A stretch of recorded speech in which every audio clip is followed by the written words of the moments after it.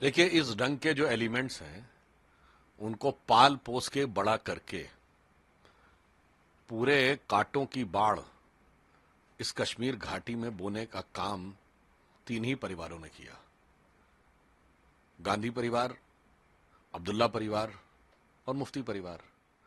तो मुझे लगता है कि अगर उन लोगों ने उस समय ईमानदारी से तरक्की और अमन की सियासत की होती और ये जो पृथकतावादी और विभाजनकारी राजनीति न की होती तो आज ये दिन नहीं होता।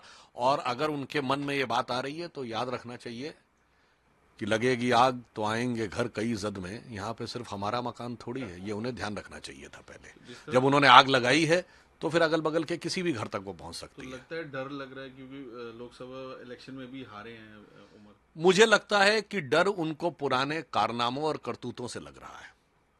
आज उनके असली अतीत का आईना उन्हें डरा रहा है और वो अतीत का आईने की क्या आक्रोश है वो उनको जम्मू कश्मीर के आवाम की आंखों में दिख रही है। सर, वहीं इंजीनियर रशीद बाहर आए, उन्होंने कहा कि जो नया कश्मीर मोदी जी कहते हैं वो बनने नहीं देंगे, हम कश्मीरी है। देखिए, आज नहीं है कश्मीरी। आज कश्मीर के पास दो रास्ते हैं और हमें पूरा विश्वास है कि कश्मीर इस पहले रास्ते पे चलेगा जो तरक्की और अमन का रास्ता है, और दूसरा है तरक्की और अमन का नया सवेरा जिसकी शुरुआत हो चुकी है, जिसकी पहली किरण 2019 अगस्त से शुरू हुई, और दूसरा है तबाही और बर्बादी का पुराना मंजर जो कश्मीर की 1.5-2 पीढ़ियों ने सहा नहीं, भुगता है।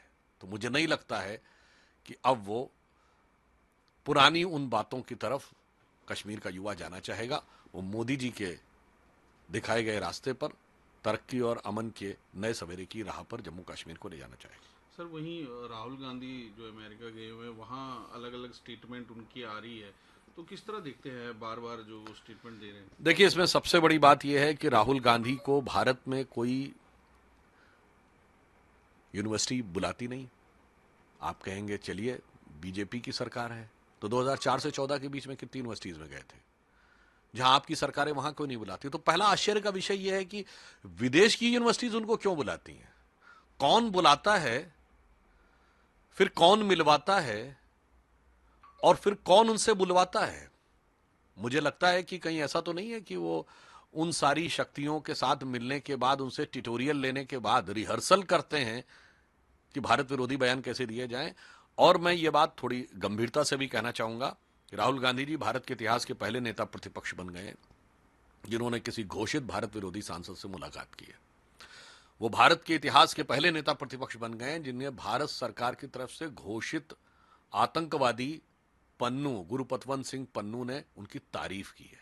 वो भारत के इतिहास के पहले नेता प्रतिपक्ष हैं जिनका पाकिस्तान ने अपने डोजियर में कश्मीर को लेकर उनके नाम का उल्लेख पाकिस्तान ने अपने पक्ष में किया है।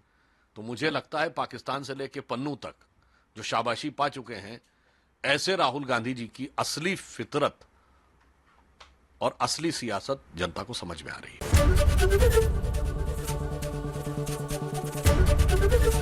एबीपी गंगा, खबर आपकी, जुबान आपकी।